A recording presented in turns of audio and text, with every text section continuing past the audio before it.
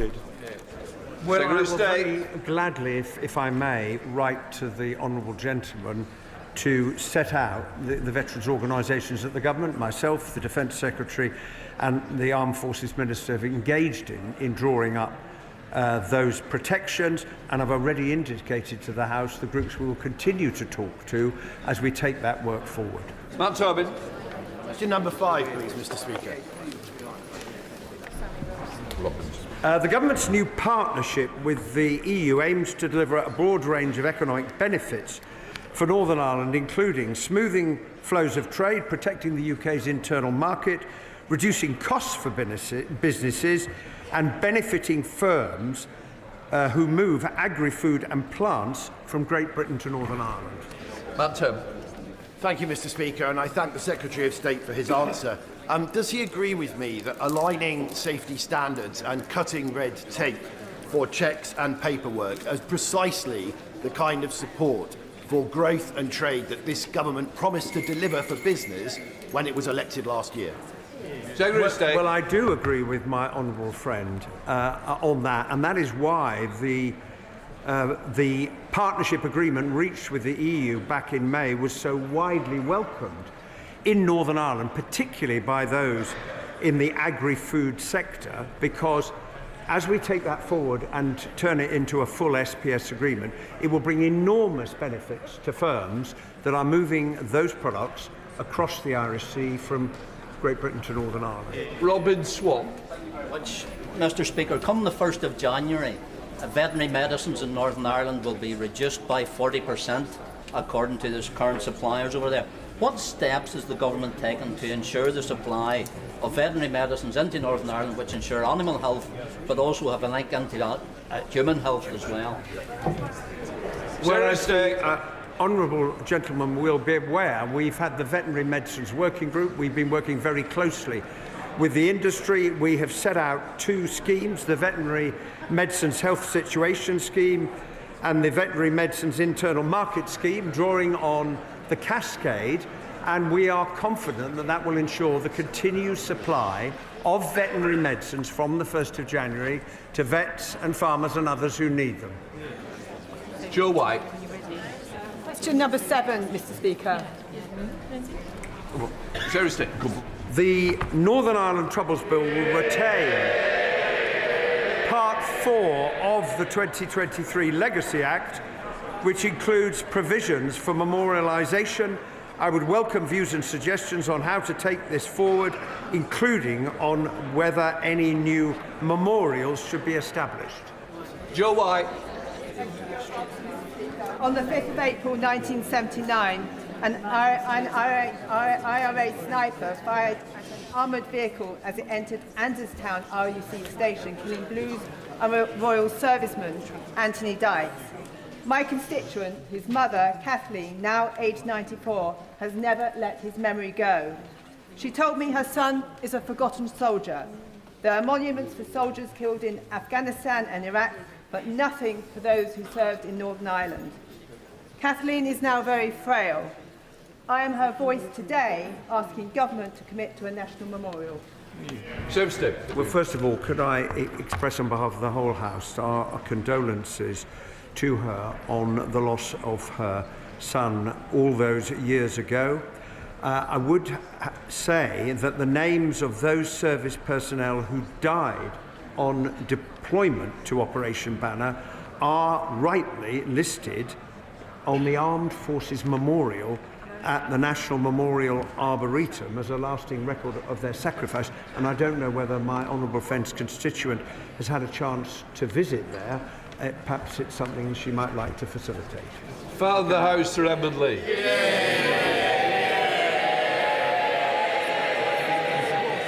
Many thousands of our brave troops served in Northern Ireland, and many gave their lives for peace and for our country.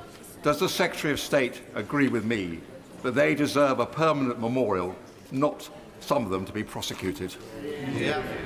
Well, as I indicated in answer to the earlier question, there is that memorial already at the National Memorial Arboretum. There are other places in which the service and sacrifice of those who served the state is recorded, including the RUC Memorial Garden that I've had the opportunity to visit, and it was an extremely moving occasion as one looks at all of the names and remembers the huge sacrifice that all of those people made in defence of freedom in Northern Ireland. Before I come to Prime Minister's questions, may I extend a warm welcome to the President of the National Council of Slovak Republic and his delegation, who are with us in the gallery today. And may I also welcome the new Chief Minister of St Helena. We now come to questions to Prime Minister Kit Malthouse. Number one. Prime Minister. Mr. Speaker, let me start by congratulating Scotland on their magnificent victory last night, qualifying for the World Cup for the first time since 1998. I didn't realise you were all Scottish MPs, Prime Minister. Mr. Speaker, they qualified with fantastic goals, including a cracker from former Arsenal player Kieran Tierney, who was always a great favourite with the fans. Mr. Speaker, my thoughts are with the communities across the country affected by severe flooding, particularly in Monmouthshire. I've been liaising with the First Minister of Wales and want to thank all our emergency services for their response. Mr. Speaker, my thoughts are also with the family and loved one of Royal Fleet Auxiliary member James Elliott, who has sadly been lost.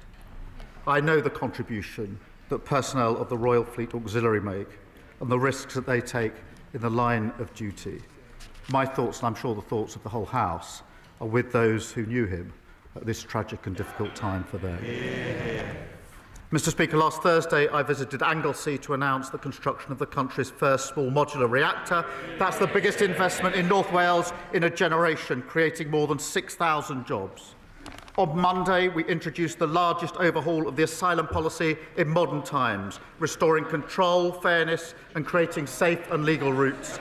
And today I'm pleased to announce that inflation is coming down. There's more to do, but it's an important step. Mr. Speaker, this morning I had meetings with ministerial colleagues and others. In addition to my duties in this House, I shall have further such meetings later today. Mr. Speaker, many of us are becoming concerned that technical or procedural manoeuvres outside of this House may be used to prevent Parliament reaching a decision on the terminally ill adults bill.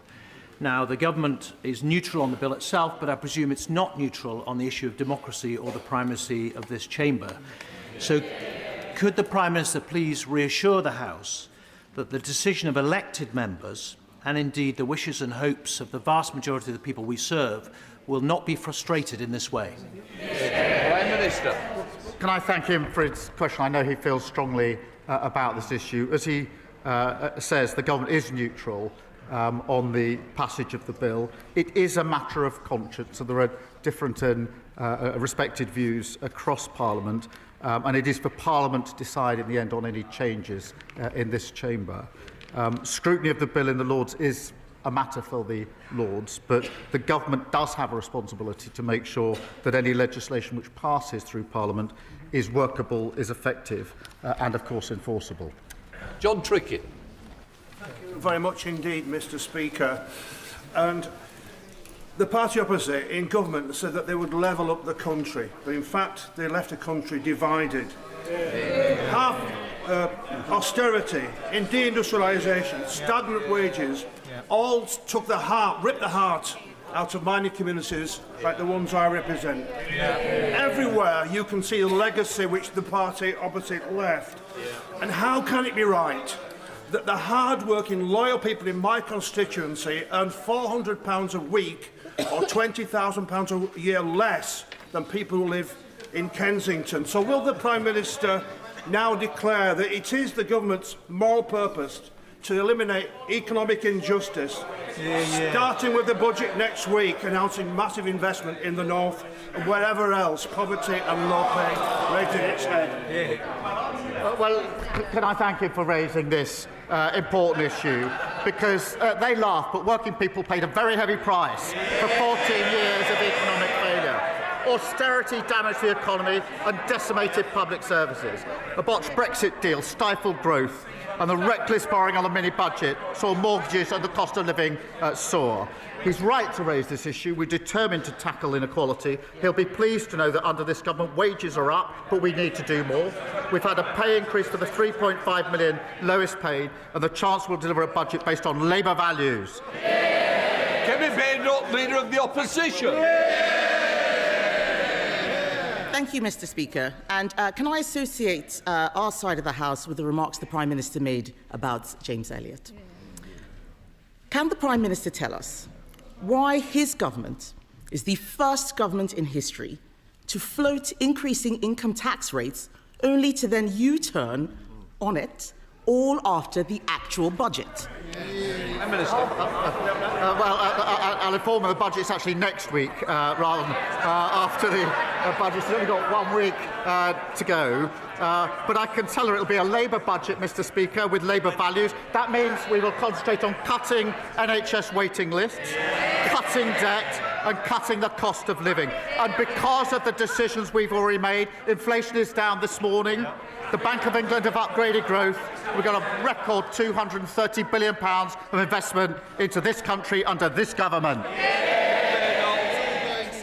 Mr. Speaker, he says the budget is next week, but we read all about it in the papers. This is the first budget to unravel before it's even been delivered. The Chancellor's cluelessness, I'm afraid, is damaging the economy now. The Prime Minister needs to end this shambles. So can he confirm today that he won't break another promise by freezing income tax thresholds? Mr. Speaker, the budget is 1 week today and we will lay out our plans. But what we won't do, Mr. Speaker, I've said what we will do in terms of protecting the NHS and public services. What we won't do is inflict austerity on the country as they did. It's caused huge damage. What we won't do is inflict a borrowing spree like Liz Truss did, also inflicted and did huge damage. Mr. Speaker, have they learnt anything? She's apparently got a golden economic rule, I think. So it's a very important rule, this golden rule. That there's this £47 billion of cuts with no detail. No wonder the Institute of Government says they're on very shaky foundations. They haven't listened and they haven't learned. Mr. Speaker, it is quite clear that they are going to freeze thresholds. We didn't get a clear answer from them, but this is really important. Because in her budget speech last year, the Chancellor said, and I quote, "I am keeping every single promise on tax that I made in our manifesto. So there will be no extension of the freeze in income tax and national insurance thresholds." Why was freezing thresholds a breach of the manifesto last year, but it isn't this year? Mr. Speaker, every week she comes along and speculates and distorts. Last year,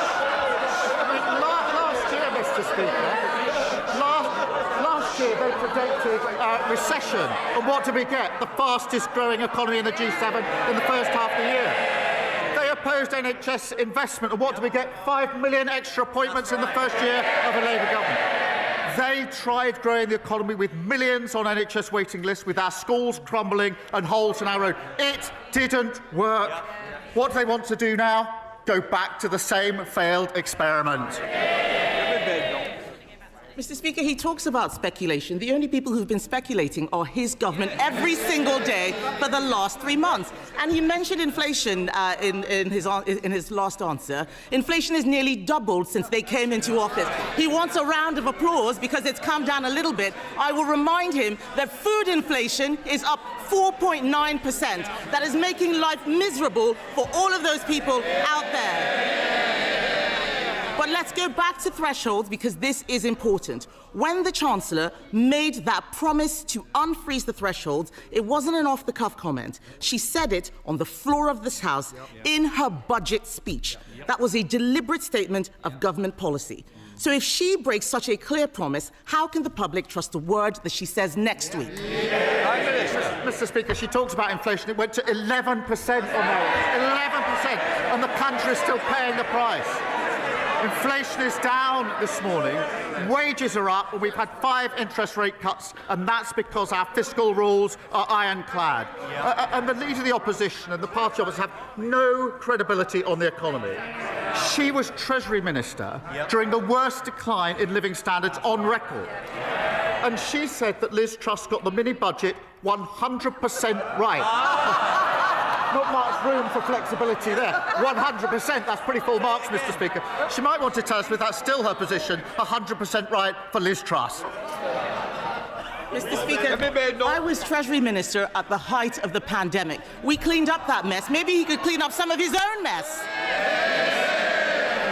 And I'm going to repeat what the Chancellor said, because it's quite clear that the whole front bench has forgotten. She said, "I have come to the conclusion that extending the threshold freeze would hurt working people. It would take more money out of their pay slips, and yet that's what they're planning to do next week."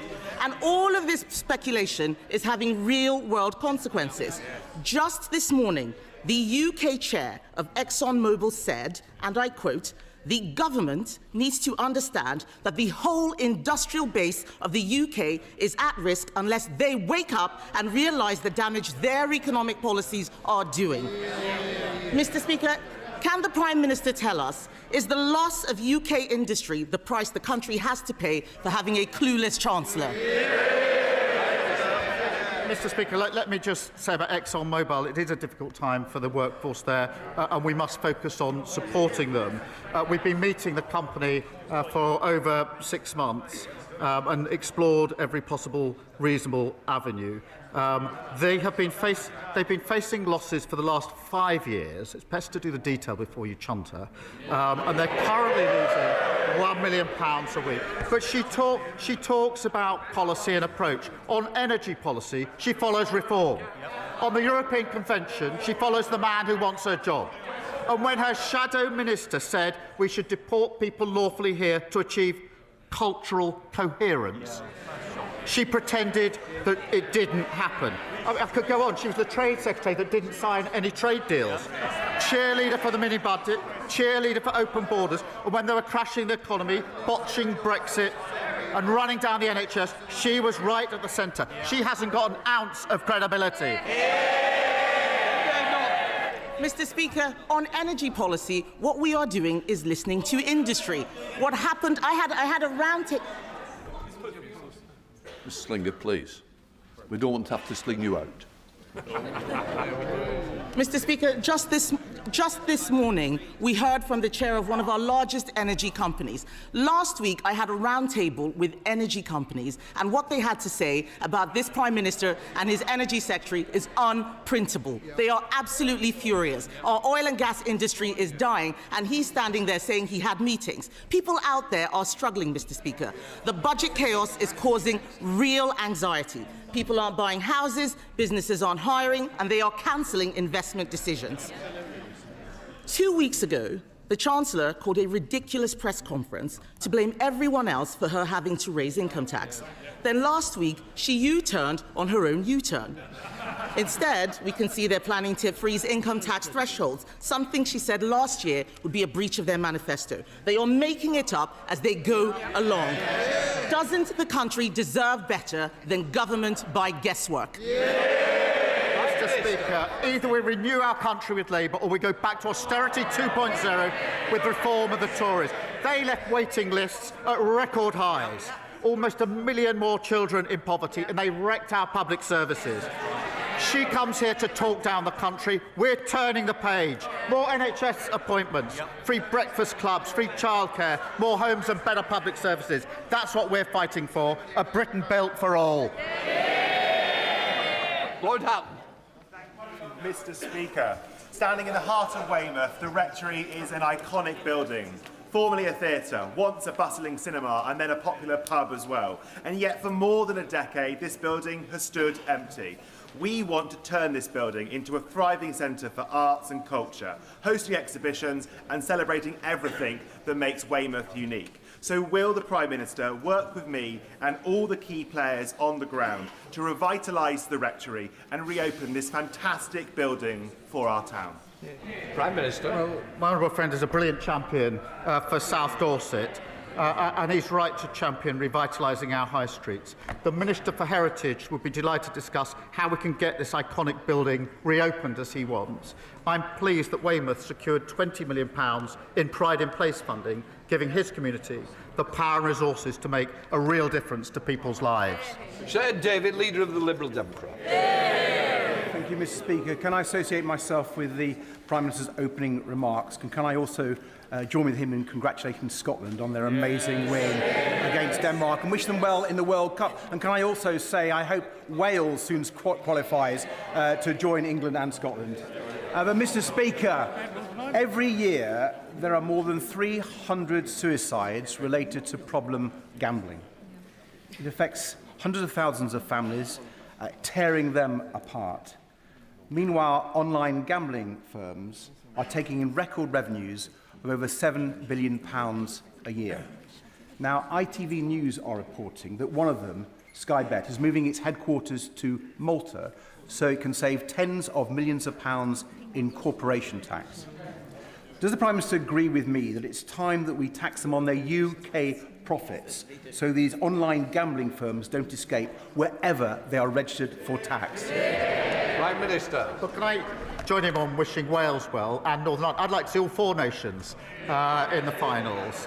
But look, he raises the really important issue of suicide, and it's Men's Health Day, and it is really important. And I think the whole House would want to work together on anything that can prevent suicide. I think if all of us think about individuals we may know who lost their lives through suicide, it's something that touches almost every one of us and all of our families as well. We will, of course, look at the link between suicide and gambling and take whatever measures we can to reduce suicide. It's a very important issue. Sir David. For his reply, and we look forward to the government coming forward with action on that. On another domestic matter, Mr. Speaker, next to the River Cherwell in Oxfordshire, a field is now covered in an enormous mound of rubbish, 150 metres long and up to 12 metres high. The water is now lapping against the waste and carrying it into the river. It's just one of many sites, Mr. Speaker, where organised criminal gangs are illegally dumping their waste onto our countryside and getting away with it. This is a shocking environmental emergency.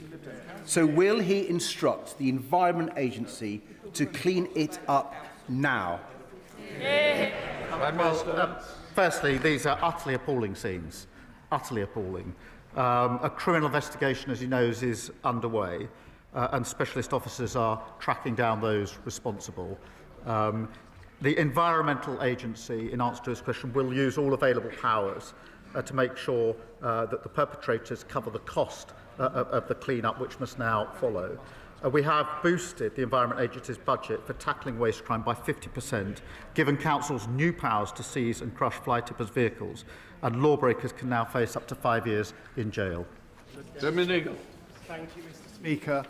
Immigration is the #1 issue on doorsteps of Bristol North East. Most people will ask me about it. They want a firm, but also a fair approach, but have been let down over many years. Controlling our borders and knowing who comes is essential, not least to integration. Mr. Speaker, what can the Prime Minister say to my constituents in Bristol North East that will give them assurance that the reforms that the Prime Minister and the Home Secretary are proposing, which I support, will be firm, but will also be fair? Prime Minister. I'm proud, Mr. Speaker, to lead an open, tolerant, generous country.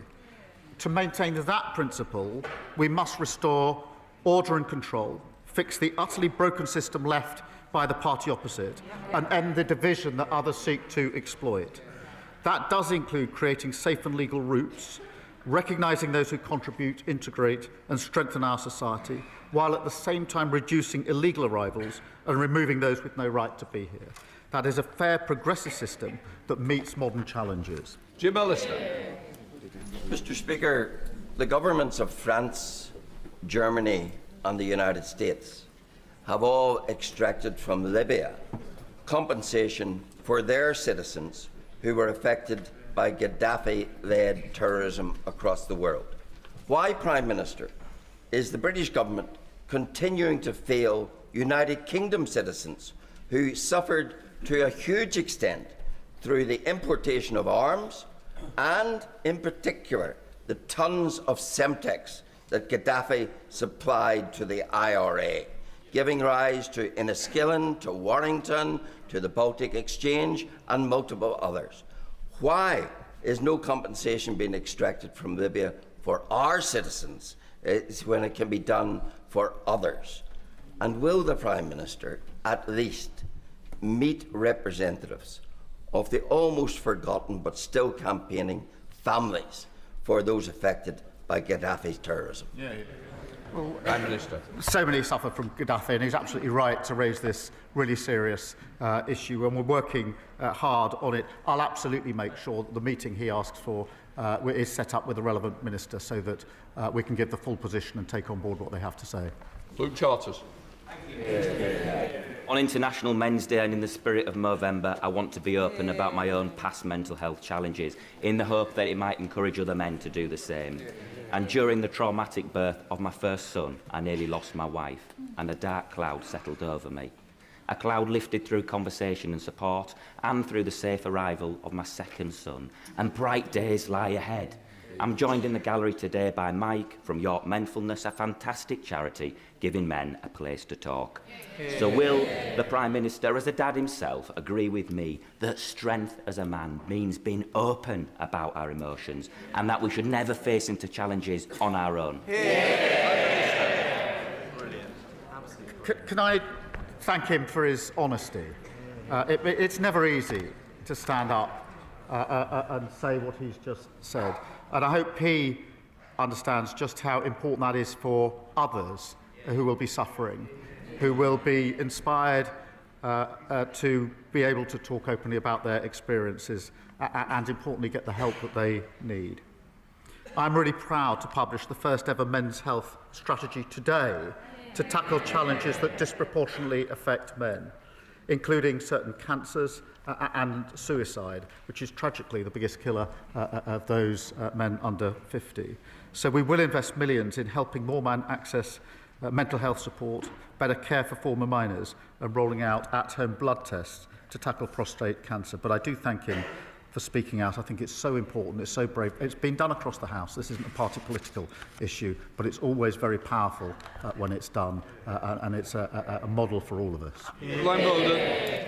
Thank you, Mr. Speaker. Given the government's desire to improve educational outcomes and the well-being of our children, it is ignoring the elephant in the room.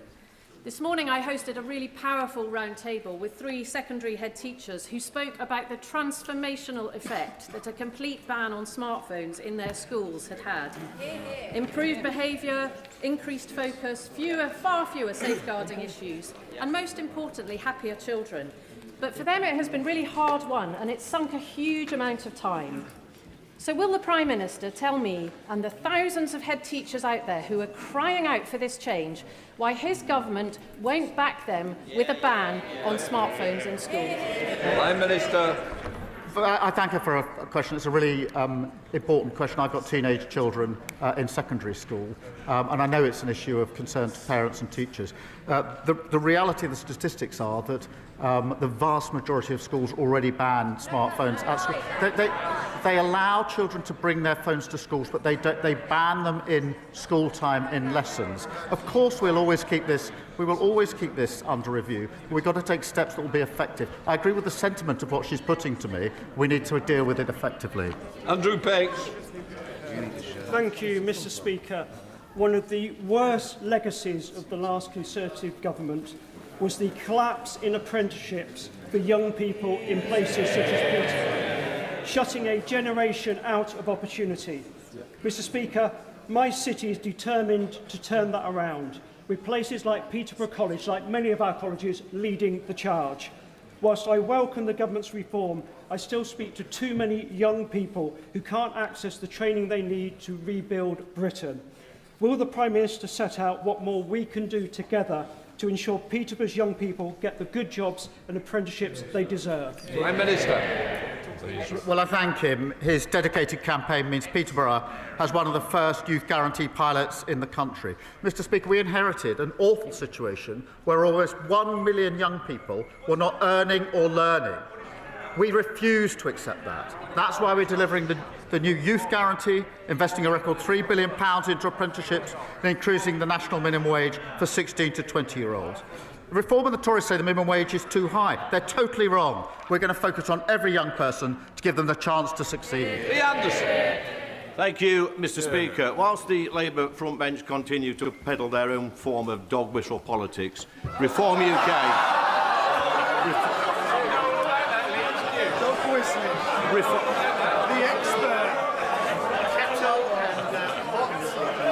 Reform UK are cracking on with the day job. Our reform-led councils are reform... Can I just say, you might say it's the way he tells them, but it might be worse. It's the way I tell them. Lee Anderson. Thank you, Mr. Speaker. Our reform-led councils have already identified savings of over £330 million in the first 6 months. And the Prime Minister may shake his head propped up by these gullible backbenchers, but here's the challenge. Will he guarantee, will he ensure that all the cancelled elections from this year and the proposed local elections for next year will go ahead in May 2026? Go on, be a man. I didn't realise he's quite so good at stand-up comedy. Mr. Speaker, he talks about dog whistle. Last week, his leader said he didn't have time to condemn the racist comments of his fellow MP for Runcorn. He also said he didn't have time to condemn his party calling children in care evil. He didn't have time. I wonder if he can ask his leader next door to him whether he's got time for his explanation for the stories in today's papers.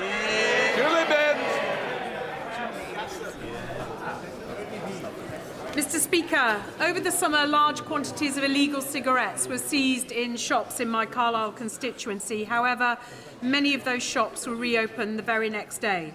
Does the Prime Minister agree with me that we have to make it easier for these shops to be closed down permanently so we put out of business forever these criminal networks? Prime Minister. Can I thank her for raising this?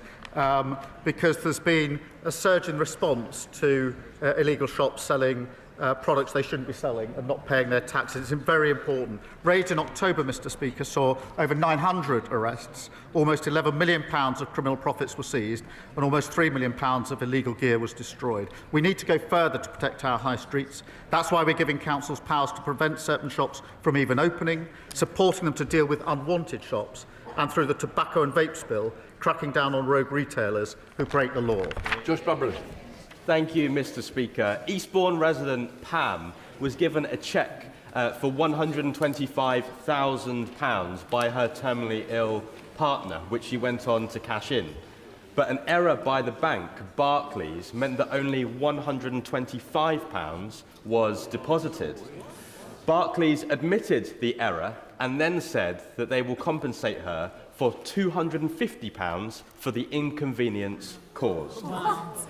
Will the Prime Minister work with me to ensure that Barclays Bank pays Pam the compensation that she needs and deserves? And while we're here, will he commit to imposing a windfall tax on the banks like Barclays on their excess profits to bring bills down for residents struggling? Prime Minister.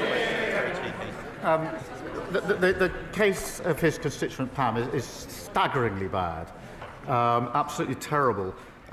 If he could provide me with the full details of it, I will make sure that the government joins him in doing whatever we can in relation to his constituent. And before I sit down, may I take a moment to send my warmest congratulations to the honourable member on getting engaged, I think, on Thursday. The proposal, I think, was right here in Parliament. You never know what you might find in this dispatch box. But on behalf of my party, and actually I'm sure the whole House, can I wish him and Connor a lifetime of happiness. Connor Naismith. Thank you, Mr. Speaker. Crewe Railway Station is the gateway to the north and indeed the shop window for my constituency, with an average annual footfall of 4.5 million people.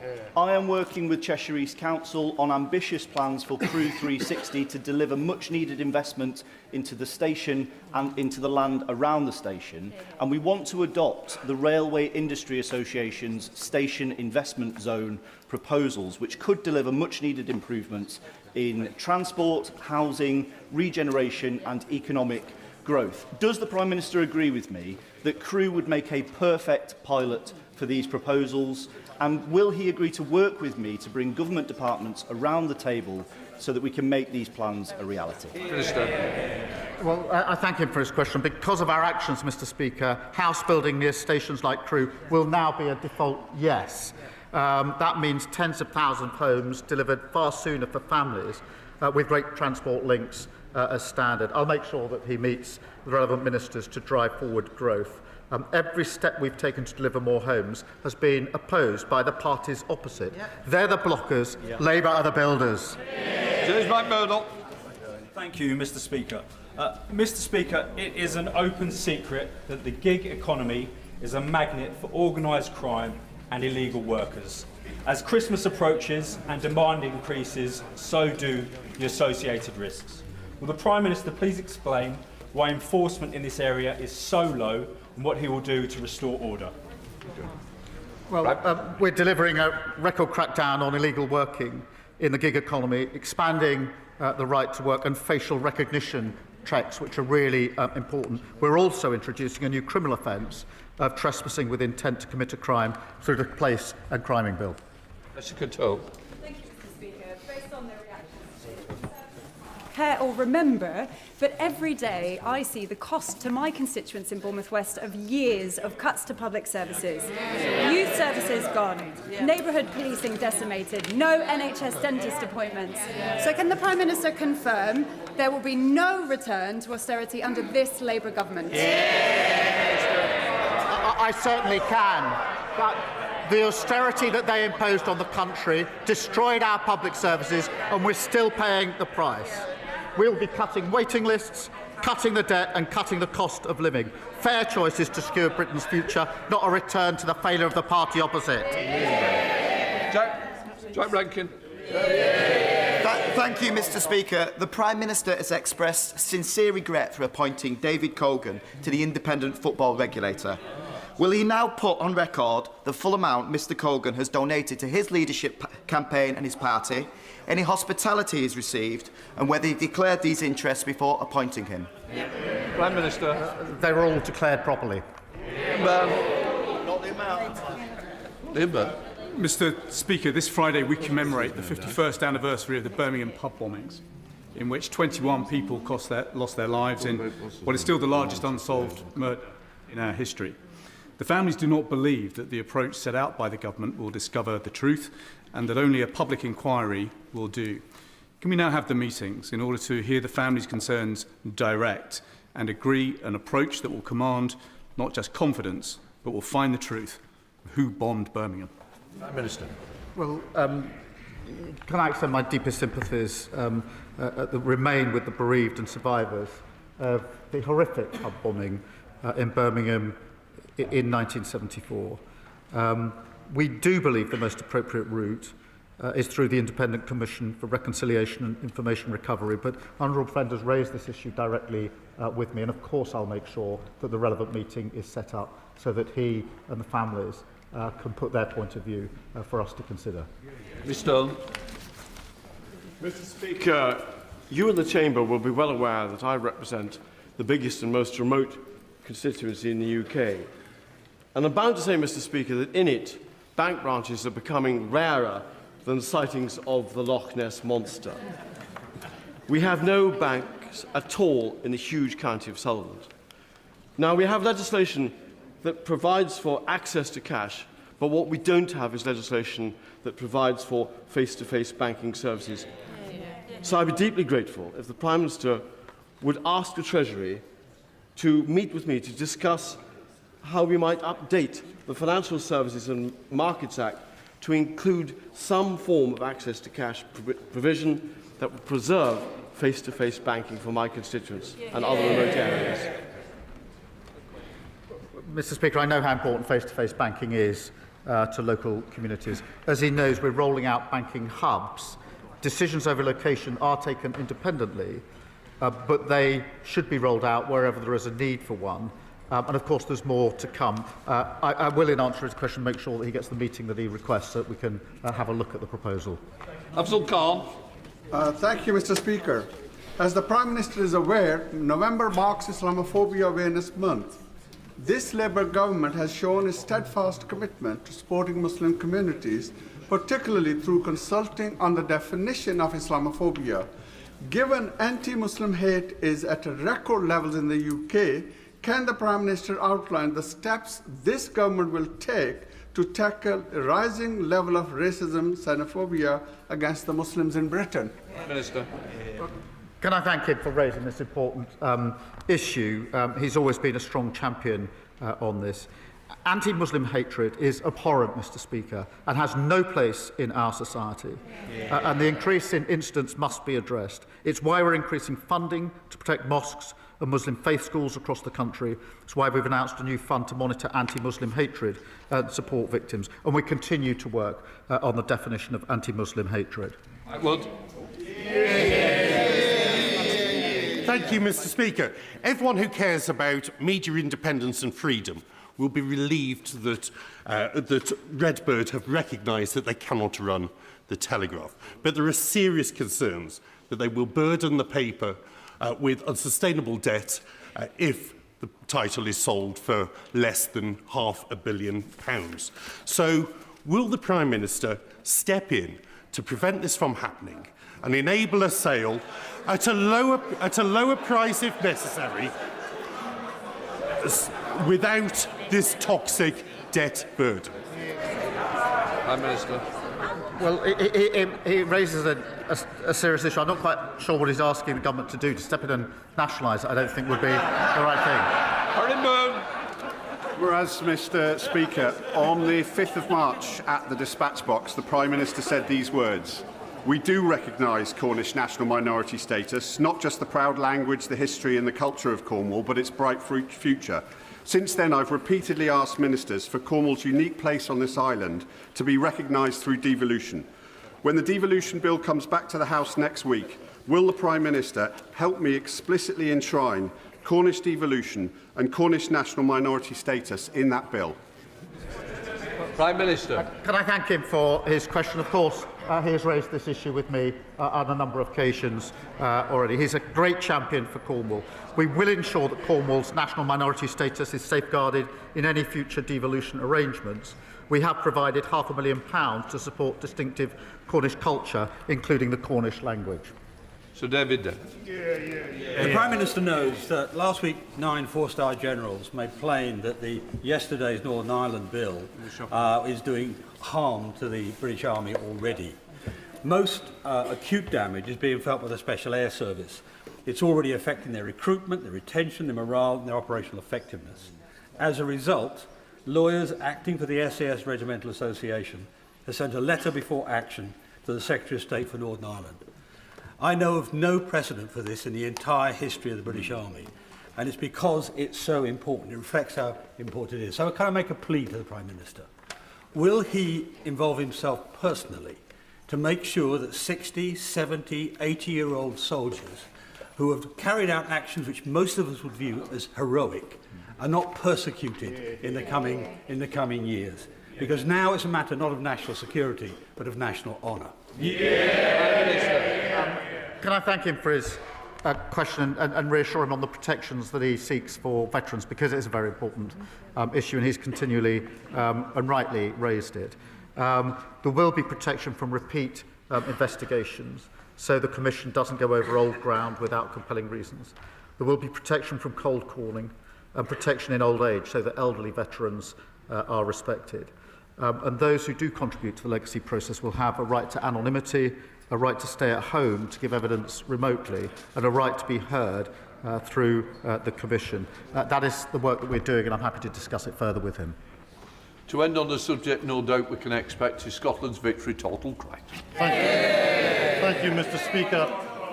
When the Prime Minister next meets with the President of the United States, Can he ask him if he knows any reasonably priced hotels near the MetLife Stadium in New Jersey, where the World Cup final is to be held? And as we are about to provide the biggest boost to whisky exports since our trade deal was signed, can he ask the Chancellor to gently consider excise duties next week so we Scots can continue celebrating at reasonable prices? Prime Minister. I thank him for his question.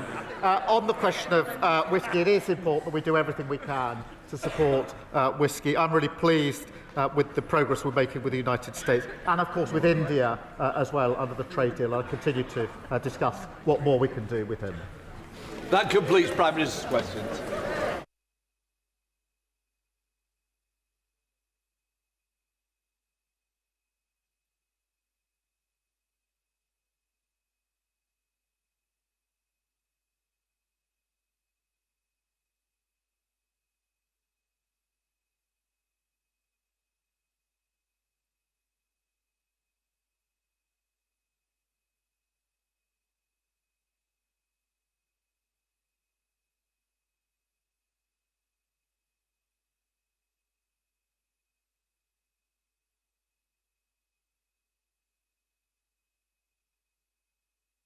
Right, we now come to the urgent question. Mims Davies.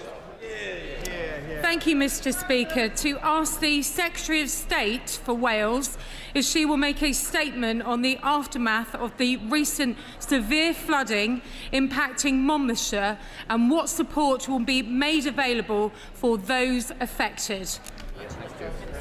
Sorry, Minister. Thank you, Mr. Speaker. My first thoughts are, and those of the Secretary of State, are with all of those people, those businesses affected by the flooding over the weekend. The impact in Monmouthshire has been devastating for local residents and traders, and I know that honourable members across the House will be thinking of them as they recover from this dreadful storm. I'm here because the Secretary of State is in Monmouthshire to thank first responders, to meet the community and thank them for their efforts. She's there with the local member for Monmouthshire, who I know has been supporting her community since the flooding right across the weekend. I also want to pay tribute to the emergency responders, local residents who've rallied together, and also to thank the Mayor of Monmouth, Jackie Atkin, who's raised a substantial sum of money for the community. As the House will be aware, flooding is a devolved matter. However, the Prime Minister spoke to the First Minister over the weekend and offered the UK Government support with the Welsh Government's response. I know that my ministerial colleague, who's here with me today, has also been in touch with the Deputy First Minister. The Environment Agency has offered support locally, including any mutual aid that may be requested by Natural Resources Wales, who operates in the area. And we know as we see these events increasing, that it demonstrates why our climate response on flooding is so important. Today, the Flood Mobile, sponsored by Flood Re, is in Monmouth. There is a mobile demonstration unit which showcases dozens of property flood resilience measures and techniques which can help keep homes and other buildings safer during a flood. That's reaching out to the community. And I would also bring honourable members' attention to what we're doing to support people to access insurance through our partnership with Flood Re, a joint initiative between the government, the insurance industry, that ensures households at the highest risk of flooding can access affordable insurance. In the financial year 24-25 alone, Flood Re provided cover for over 345,000 household policies. Whilst government officials have met with Monmouthshire Council over the weekend to discuss emergency funding, the Deputy First Minister was also there over the weekend to meet first responders and the community. And opportunities are being made available through Emergency Financial Assistance Scheme. The Welsh Government has been working very closely with the Council and all the emergency services, and has been ensuring that they have committed over £370 million to reduce risks to communities right across Wales. But I know the Welsh Government is working, doing everything they can at this very difficult time for the community and for businesses in Monmouthshire. Secretary statement. Mr. Speaker, this weekend, tragic and heart-wrenching floods affected families and their loved ones, meaning evacuation from their properties in Monmouth after the River Monnow burst its banks. This, in turn, blighting businesses with devastating consequences. This horrific experience also hit hard nearby areas, including Abergavenny and Thrift Village.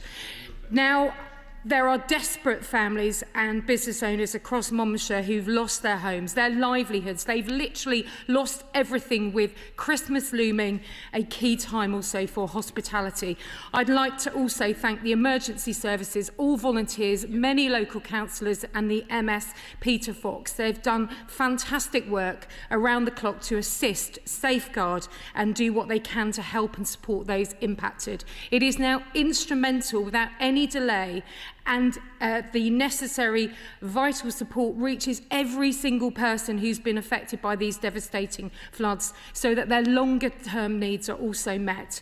Local people report that they don't have any clarity and answers and insight on what to expect beyond the initial rescue and this community kindness. They've been told discussions are ongoing. The First Minister outlined this week in the Senedd some support, and the PM also offered support to Monmouthshire. So can the Minister provide details on what exactly practically this means on the ground in the coming weeks? Can the Minister also outline a time frame for when support will reach the people of Monmouthshire and what precisely it will entail? It's reported some insurance companies won't pay as they only meet storm damage, not flood damage. Locals want urgent resources, not endless form filling to the Senedd. They need urgent help now, and for it to be fast-tracked, they say, via the council. And finally, does the Minister agree with me? Time is of the essence in answering these vital questions to ensure residents' and businesses' anxieties do not worsen. I thank the member opposite, and absolutely she is right.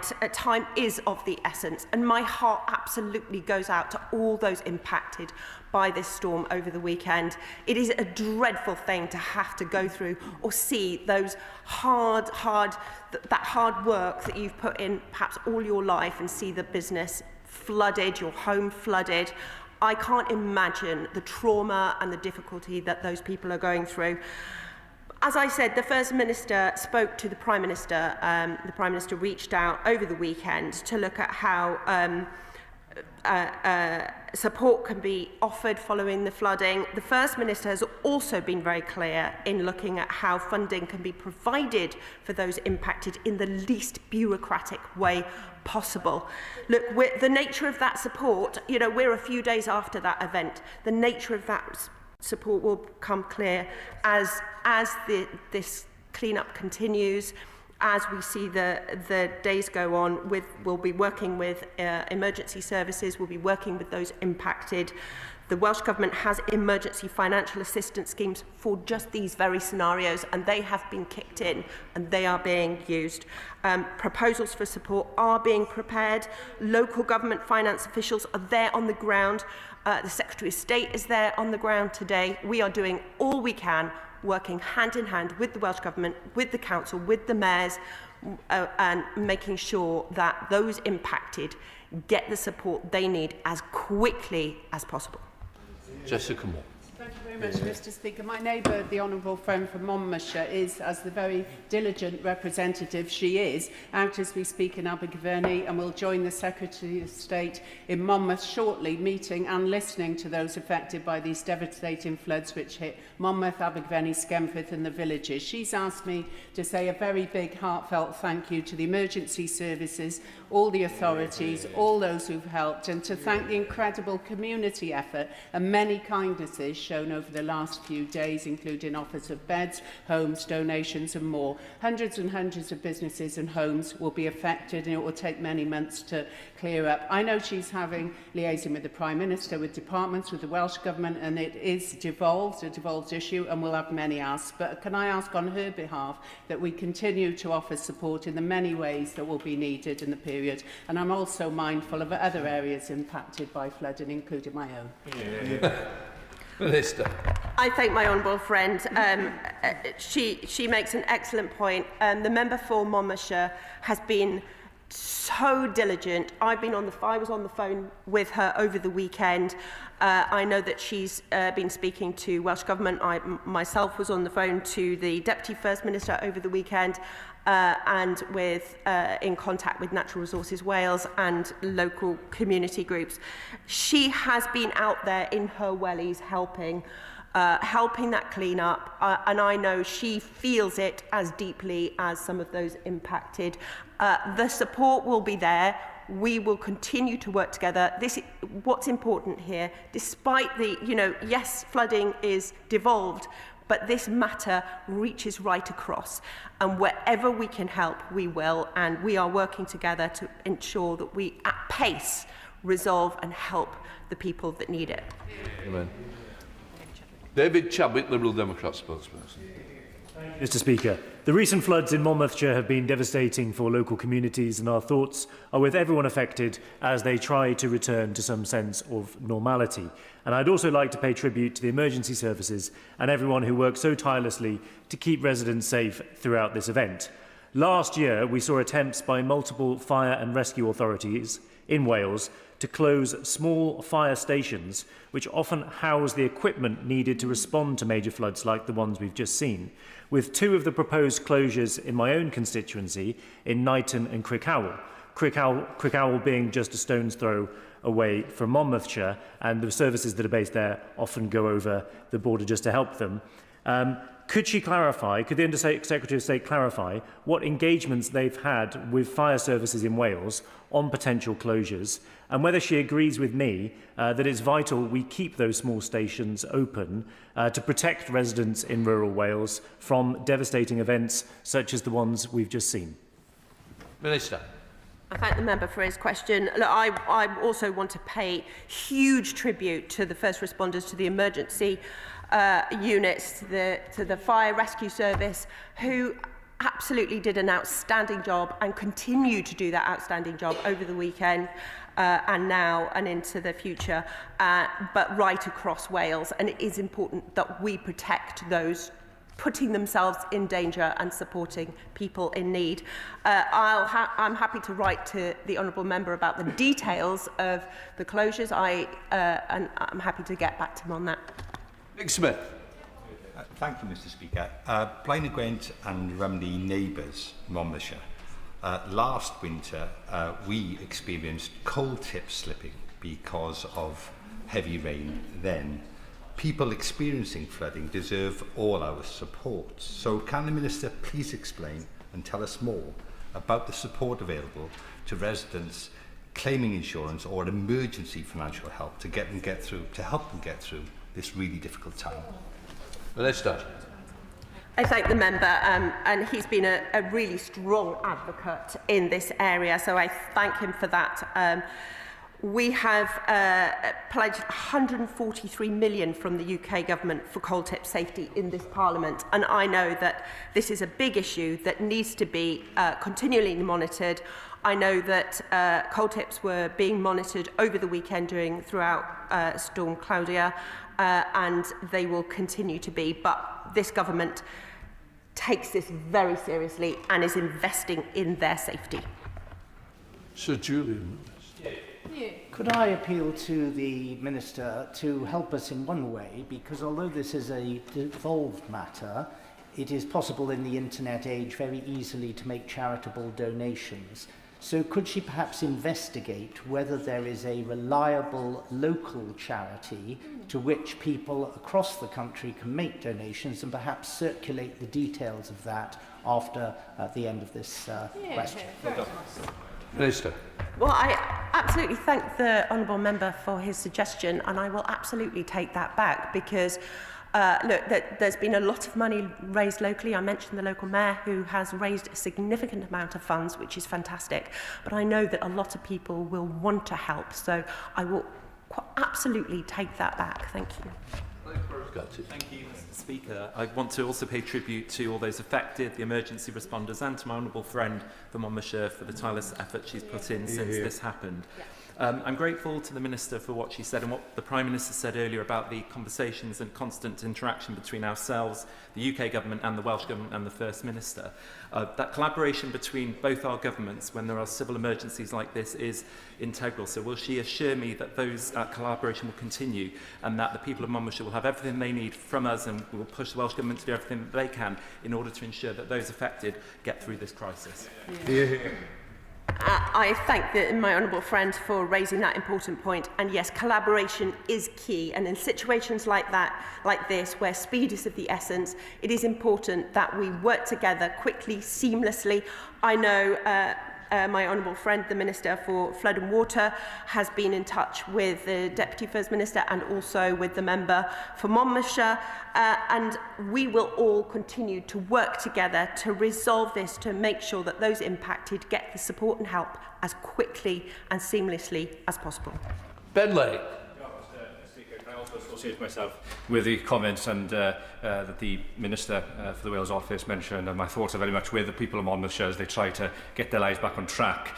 She mentioned, quite rightly, that these severe weather events are increasing in frequency, and I wonder, further to the very wise words of the Honourable Member for Cardiff West, in addition to the collaboration between the two governments, in light of the increasing frequency of these severe weather events, I wonder whether it's also time for us to consider some sort of central resilience fund to help provide that additional emergency support, which sadly is becoming far too routine. I thank the honourable member, and he quite rightly points out that important link between climate change and increased flooding, which I